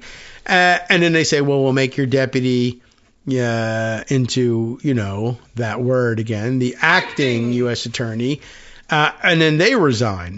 But this is like almost a Saturday Night Massacre, except it's not a massacre. This is a self-immolation, I guess, as people are resigning. 6 prosecutors quit. That's pretty serious over a push to investigate ICE shooting victim's widow. That's what's going on here. In addition to trying to make Renee Good pulling the She Was No Angel act, and there's some real issues surrounding that. But in addition to that, they're also trying to now investigate her wife and frame them up as the terrorists that they claimed them to be the first time. And of course, there's just no way to do it. And that's why 6 prosecutors are like, I don't want anything to do with this thing. So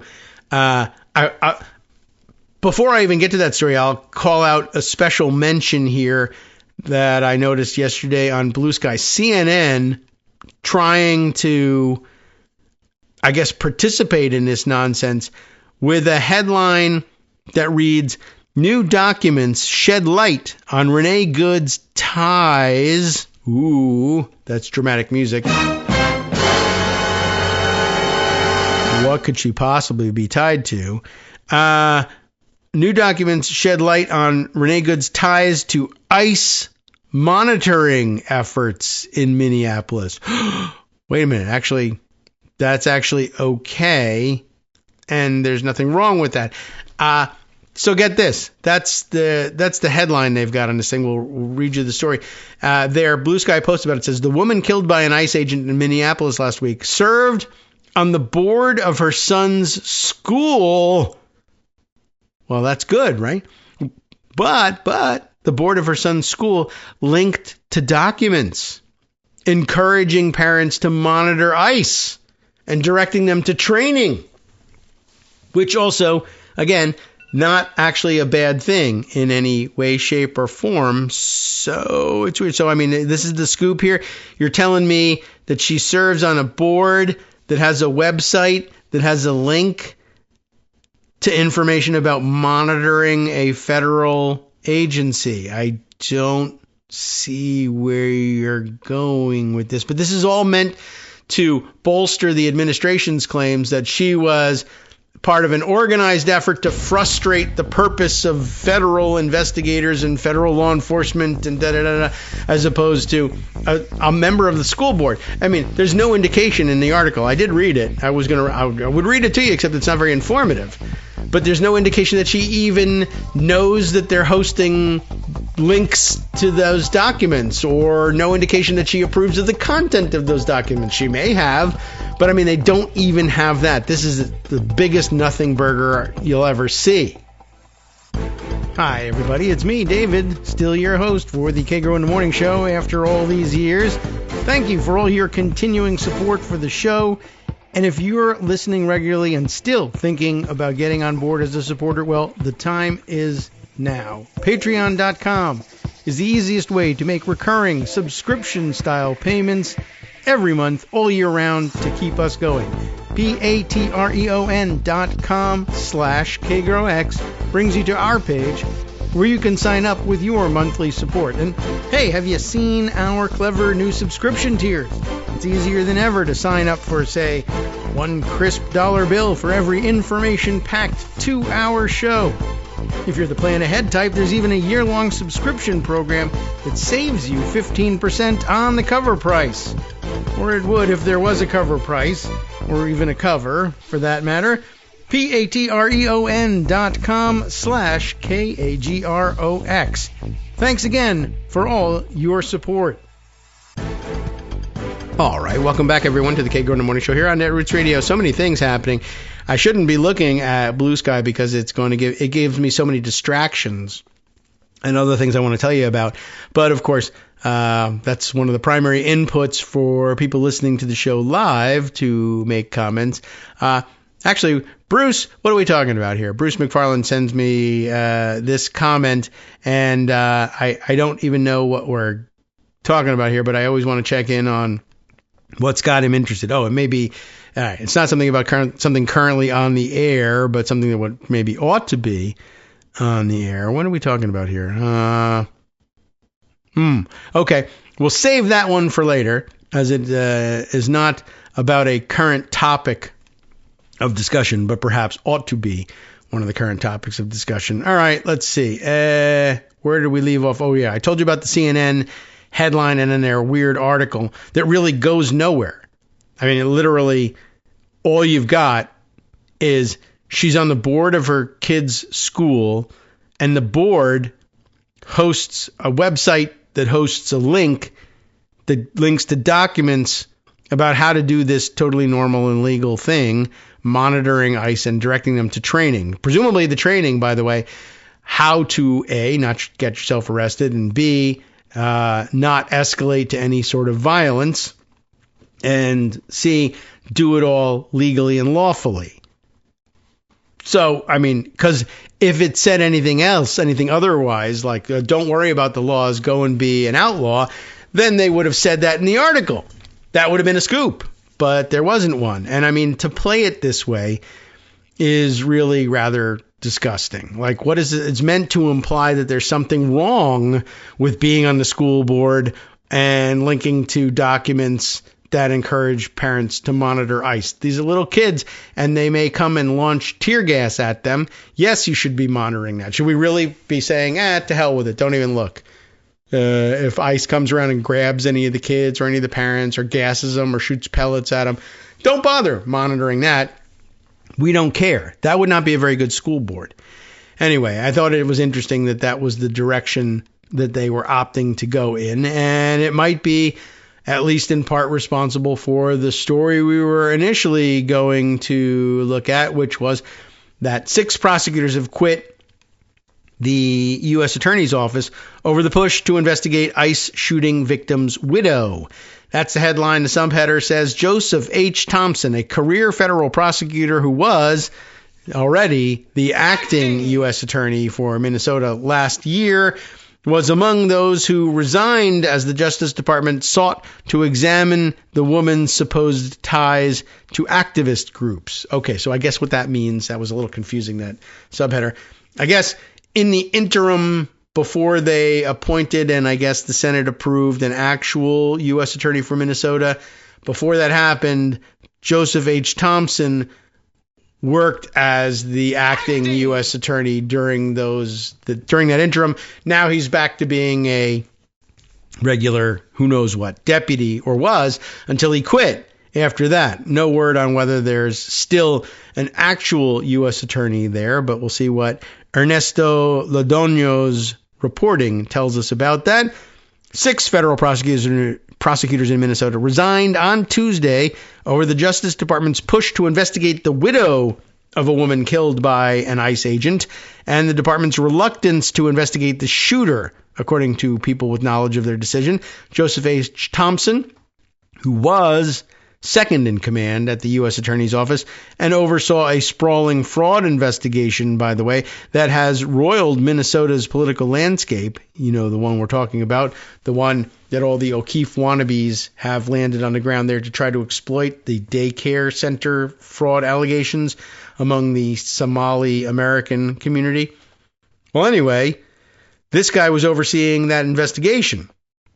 And he was among those who quit on Tuesday, according to 3 people with knowledge of the decision. Mr. Thompson's resignation came after senior Justice Department officials pressed for a criminal investigation into the actions of the widow of Renee Nicole Good, the Minneapolis woman killed by an ICE agent on Wednesday.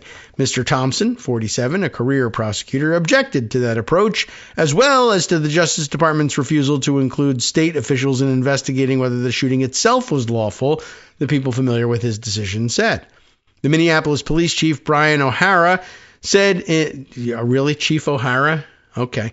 Said in an interview that Mr. Thompson's resignation dealt a major blow to efforts to root out rampant theft from state agencies.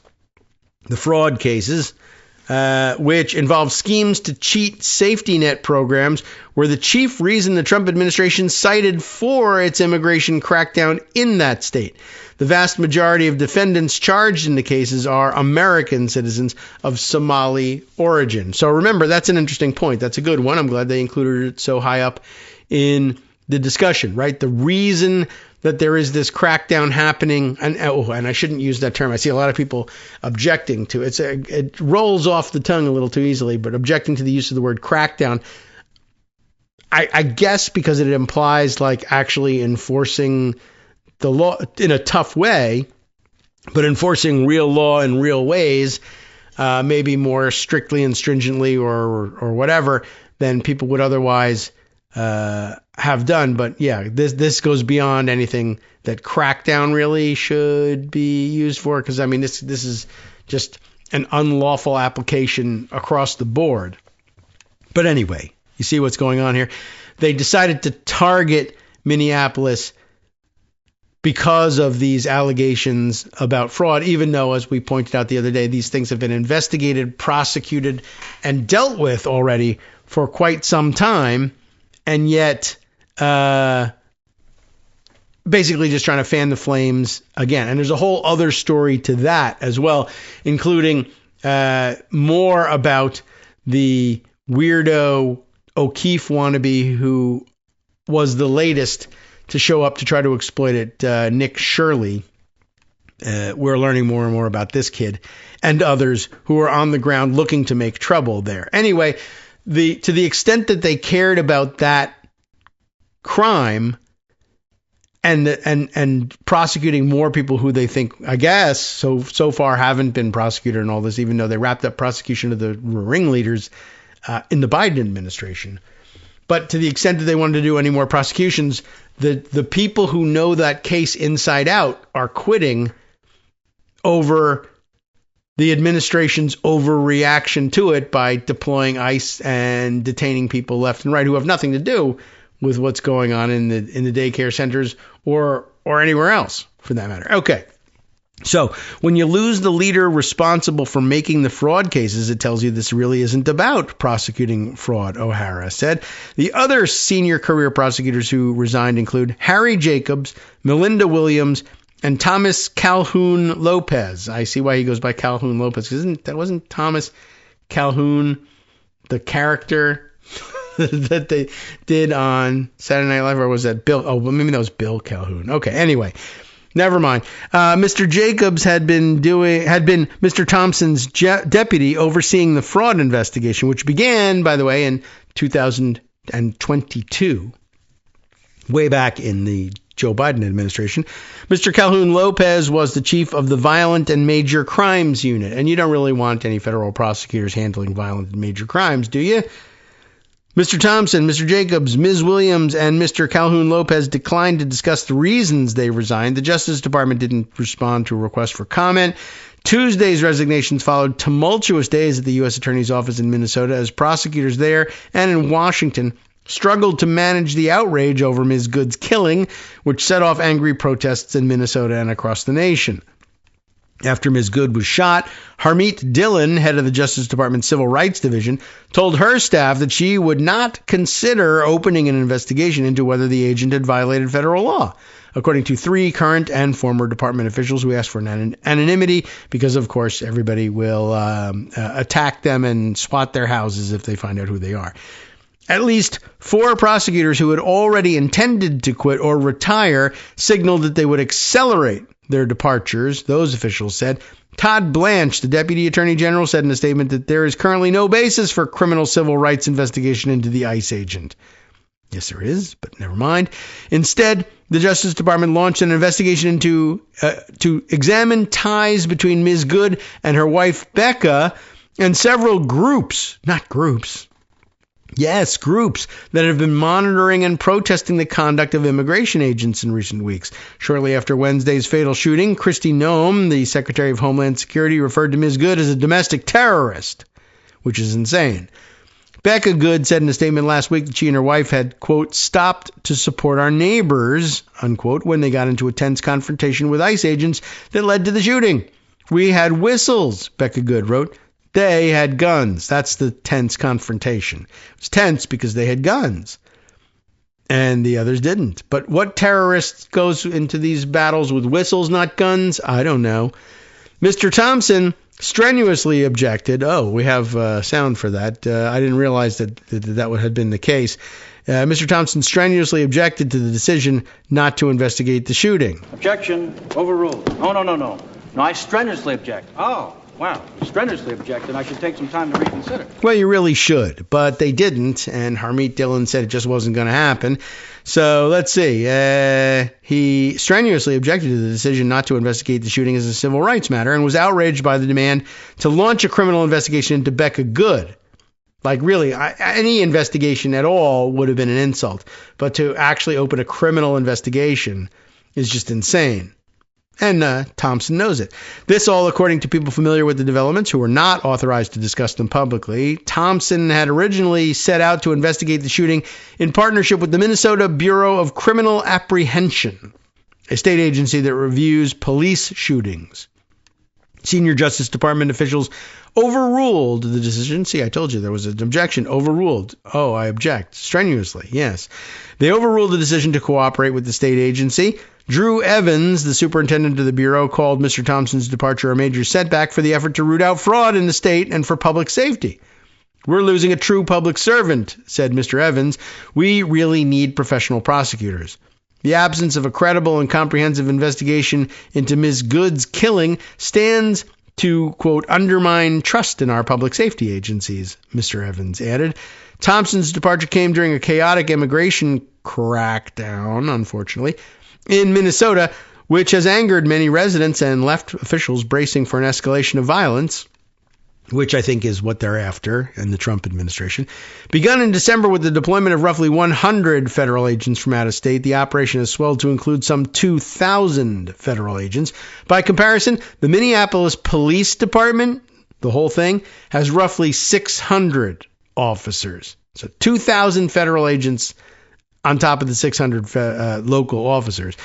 Local leaders and immigrants' rights groups have decried the agents' conduct, saying they have been stopping people based only on looks and accents, the things we now call Kavanaugh stops, which Kavanaugh denies have anything to do with him. Often these stops have led to the violent arrest of both immigrants and American citizens, according to local officials and observers who have recorded mayhem using cell phones.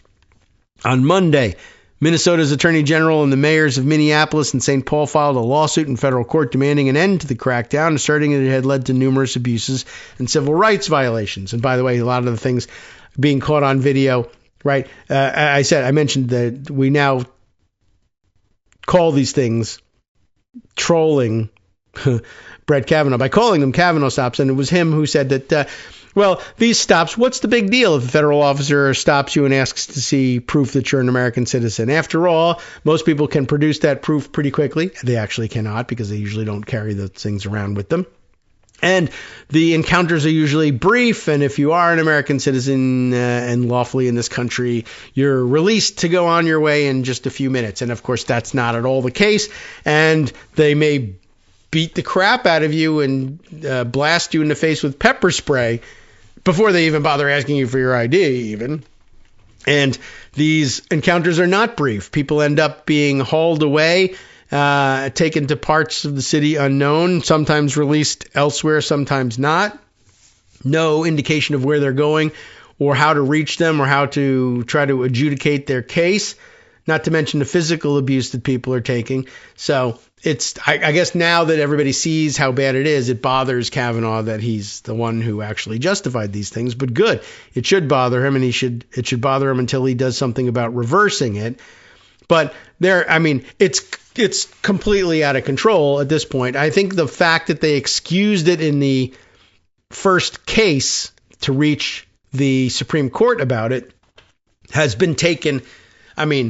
They've run completely crazy with this thing. They said we could do this, so let's do this even worse. Rather than saying, okay, well, we're good if we keep the encounters brief and nonviolent. Instead, they said, well, it doesn't say we can't keep them very long and violent. So, you might have inferred that, but we're not gonna. And if they think that that's what the inference ought to be, let them start the process to bring a case all the way to the Supreme Court. And in about 2 years, maybe we'll think about stopping and not beating people on sight. But they're doing Kavanaugh stops now, house to house. And that's an interesting thing, too. Like, it's a stop. If you're stopped on the street, Kavanaugh was okay with it. I don't think that he meant to say, oh, they don't need to stop you. They can just hunt you down in your home. And not because they know you're an immigrant, but they're now going house to house, basically asking anybody an immigrant in here, anybody look like an immigrant in here, let's see your papers, which is also insane. And they're now Kavanaugh stopping entire businesses along main streets in the Minneapolis area. Just, the other day, just bashed their way into a Chinese restaurant and arrested the whole staff. The idea being they'll take them somewhere else and then check out whether or not they were actually legally in this country. But in the meantime, the business is closed. And remember, all these guys, by the way, they're all masked. They all used to say, I can't wear a mask during COVID because it's going to give me carbon dioxide poisoning. I can't breathe in this thing, and masks don't work anyway. Now they're all voluntarily masked. And of course, the big thing was, we're closing our businesses and we're suffering unnecessarily. So now they're masking and closing businesses. It's amazing how quickly they turned in that.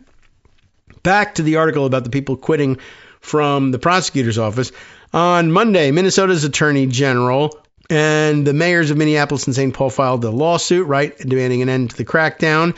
Minneapolis Police Chief Mr. O'Hara told the New York Times in an interview that the operation could lead to more deaths and the kind of widespread civil unrest that followed the 2020 murder of George Floyd by a Minneapolis police officer.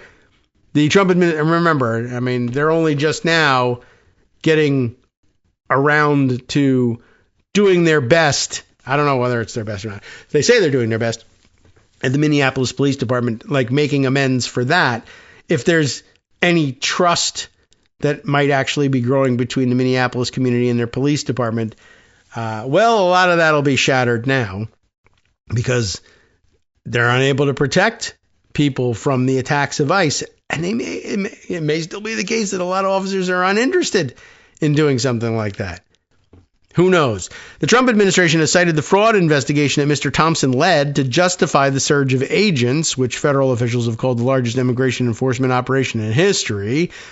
Most of the defendants charged to date are of Somali ancestry, but there are American citizens They are American citizens by birth or naturalization. President Trump and several top aides have seized on the matter to argue that Somalis are swindling the nation.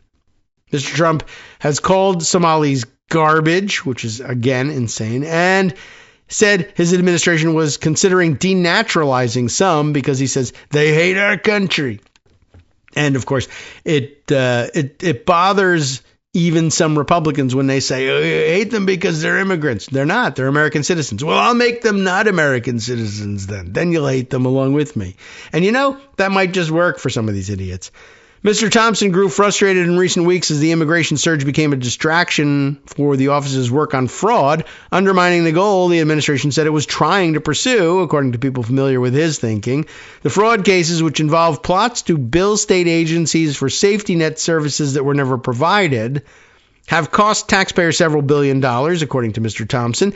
After new facets of the investigation came to light this fall, the scandal became a major crisis for Governor Tim Walz of Minnesota, who has struggled to explain why so much money was stolen on his watch. That is a hell of a way of putting it, but that's what they're going to do to try to, quote-unquote, balance the story. Mr. Walz, a Democrat who had been hoping to win a third term in November, sought for months to weather the scandal by strengthening safeguards. Well, that's what you do. People are defrauding you. All right, well, let's try and put an end to that. But this month, facing threats and investigations from federal agencies, the governor suspended his campaign. Mr. Walz said he concluded that the work of rooting out fraud demanded his entire attention during the final years of his term, which will end shortly after the end of this year. Mr. Walz lamented Mr. Thompson's resignation on Tuesday, calling him a principled public servant who spent more than a decade achieving justice for Minnesotans. He added, it's also the latest sign that Trump is pushing nonpartisan career professionals out of the Justice Department and replacing them with his sycophants. Mr. Thompson's departure is a major blow to the effort. A self-described workaholic, they all seem to say that, he has an encyclopedic knowledge of dozens of investigations involving a complex web of defendants and transactions. More than 90 people have been charged since 2022, again, 2022, and at least 60 have been convicted of defrauding programs meant to feed children during the pandemic, aid people at risk of homelessness, and treat minors with autism. As the scandal drew national attention, Mr. Thompson became a high-profile figure, earning praise from elected officials across the political spectrum. Several urged him to run for office, which I guess he's free to do now, something Mr. Thompson, who refuses to discuss his political preferences, has said he has ruled out. Well, maybe he'll rule it back in now that he's got more time. Mr. Thompson, a Stanford-trained lawyer who was born and raised in Minnesota, joined the Justice Department nearly 17 years ago. Before joining the U.S. Attorney's Office in Minnesota, he worked in Chicago between 2009 and 2014, prosecuting street gangs, drug cartels, public corruption, and domestic terrorism cases. All those things they say they're against except the public corruption. They're for that. In 2023, he was assigned to the team that investigated former President Joseph R. Biden for keeping classified documents in his residence and office after his term as vice president ended. That team chose not to criminally charge Mr. Biden, as you know, having concluded that his cognitive decline... Well, now, hold on a second. I don't think that's actually a correct assessment of the decision. But okay, they're stuck with that. That's stuck in their brain, saying that they chose not to do it because of his cognitive decline would likely stand in the way of a successful prosecution. I don't think that's the case.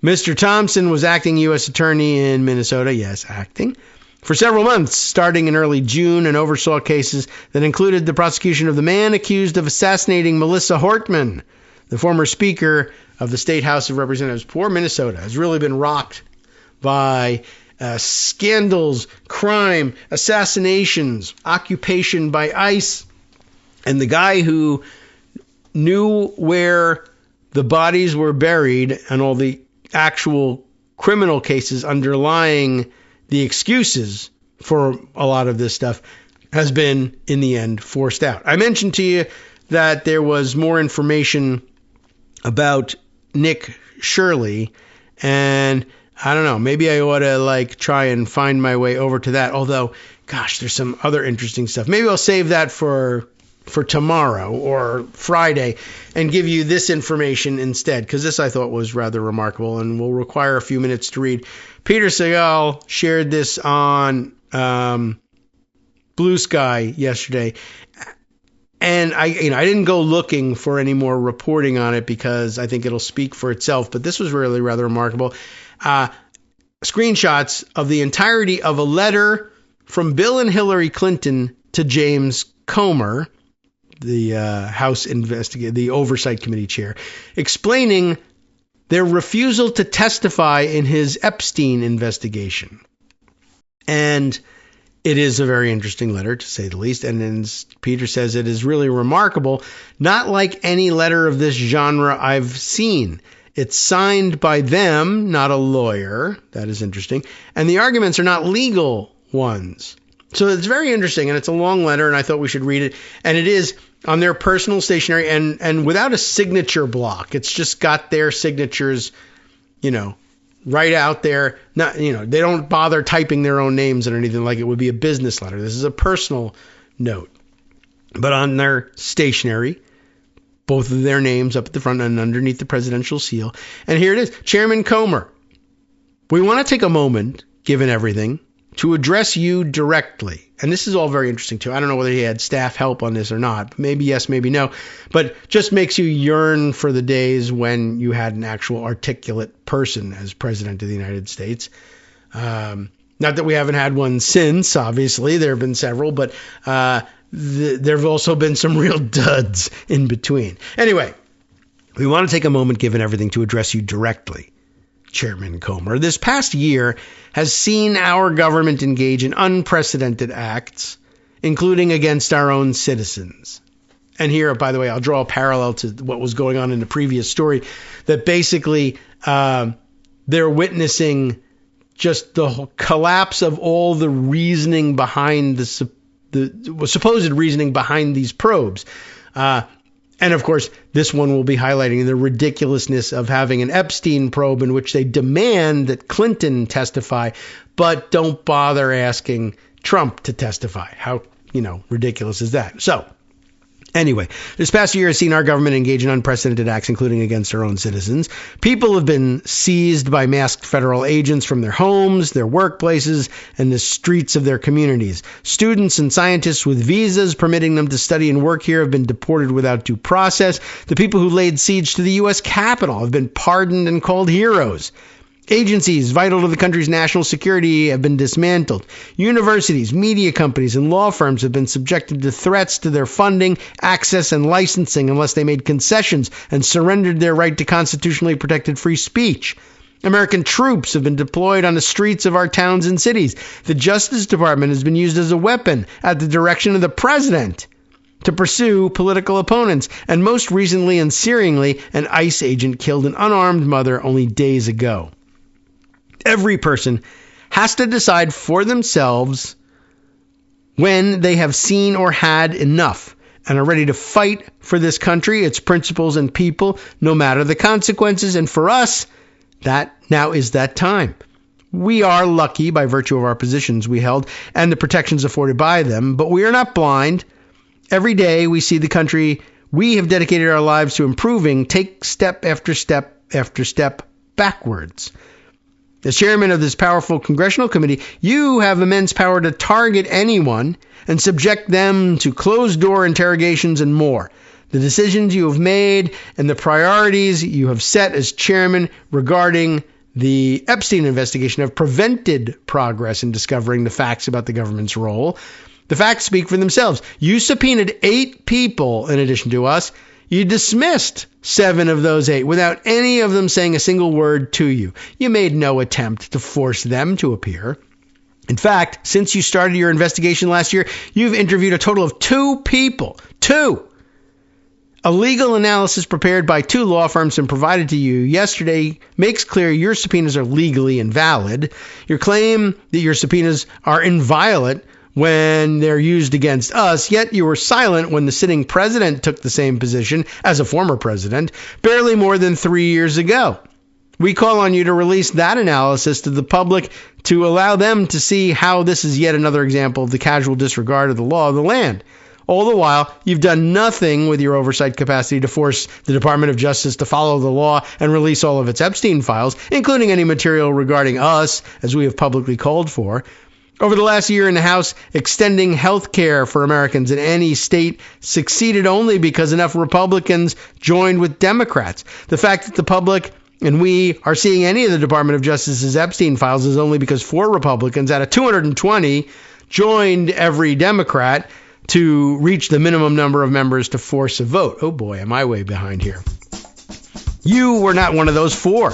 Even now, despite the Department of Justice's failure to follow the law and the Congress passed, you have chosen not to consider subpoenaing the sitting Attorney General to follow the law.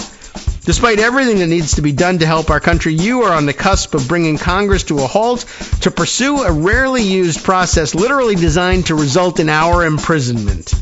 This is not the way out of America's ills, and we will forcefully defend ourselves. Indeed, bringing the Republicans' cruel agenda to a standstill while you work harder to pass a contempt charge against us than you have done on your investigation anywhere else this whole past year would be our contribution to fighting the madness. We have tried to give you the little information we have. We've done so because Mr. Epstein's crimes were horrific. If the government didn't do all it could to investigate and prosecute these crimes for whatever reason, that should be the focus of your work, to learn why and to prevent that from happening ever again. There is no evidence that you are doing so, and instead you are forced the victims to relieve their painful experiences while doing little to give them and everybody else what's deserved, truth and justice. There is no plausible explanation for what you are doing other than partisan politics. You accepted the least from those who knew the most, but demand the most from those who know the least. To say you can't complete your work without speaking to us is simply bizarre. From netrootsradio.com. You have been listening to Kagro in the Morning with David Waldman. Well, there's considerably more, another page and a half to this letter, and I knew I wouldn't get it all in there, but I want to give you a flavor of what they were saying. A really remarkable letter. We hope to see some more coverage and analysis of it. In the meantime, though, we'll be back tomorrow, and Justice Putnam takes you forward with the West Coast Cookbook and Speakeasy next, at long last, right here on Netroots Radio.